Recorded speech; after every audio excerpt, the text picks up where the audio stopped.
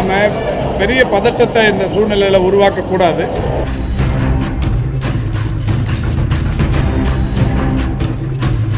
நோய் எதிர்ப்பு சக்தி குறைவாக இருப்பவர்கள், கோமார்பிடிட்டிஸ் என்று சொல்லக்கூடிய இணை நோய் பாதிப்பு இருக்கிறவர்கள், கர்ப்பிணி தாய்மார்கள், வயது முதிர்ந்தவர்கள் பொது இடங்களுக்கு போறப்ப முகக்கவசம் அணிந்து கொள்வது நல்லது.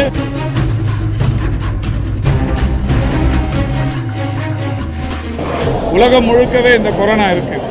கொரோனாவை பொறுத்த வரைக்கும் 2019 இறுதியிலிருந்து ஆல்பா, பீட்டா, டெல்டா பிளஸ், கம்மா, கப்பா, ஒமிக்ரான் இந்த மாதிரி பல்வேறு வகைகளில் தொடர் உருமாற்றங்களை பெற்று வருகிறது.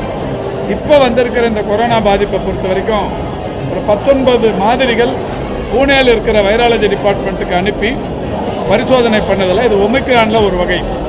இந்த வைரஸுங்கிறது வீரியமற்ற ஒரு வைரஸ். இந்த வைரஸ் பாதிப்புக்குள்ளானவர்களுக்கு ஒரு 3லிருந்து 5 நாட்களுக்குள் தொண்டை வலி, சளி, காய்ச்சல், இந்த மாதிரி இருமல் மாதிரி இருக்கும். பொதுமக்களுக்கு ஒட்டுமொத்தமாகவே ஒன்றிய அரசின் சுகாதாரத்துறையின் வழிகாட்டுதலோடு பொதுமக்களுக்கு விடுத்த வேண்டுகோள், இந்த மாதிரி காய்ச்சல், அடங்காத காய்ச்சல், தீராத காய்ச்சல் இருந்துச்சுன்னா, நீண்ட நாட்கள் தொண்டை வலி, இந்த சளி எல்லாம் போகாமல் இருந்துச்சுன்னா அரசு மருத்துவமனைகளுக்கு உடனடியாக வர வேண்டும் என்பது.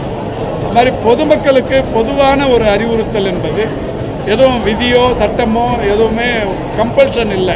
அதே நேரத்தில் இந்த நோய் எதிர்ப்பு சக்தி குறைவாக இருப்பவர்கள், கோமார்பிடிட்டிஸ் என்று சொல்லக்கூடிய இணை நோய் பாதிப்பு இருக்கிறவர்கள், கர்ப்பிணி தாய்மார்கள், வயது முதிர்ந்தவர்கள் பொது இடங்களுக்கு போகிறப்ப முகக்கவசம் அணிந்து கொள்வது நல்லது என்கின்ற வகையில் ஒரு நல்ல செய்தியை சொல்லப்பட்டிருக்கிறது.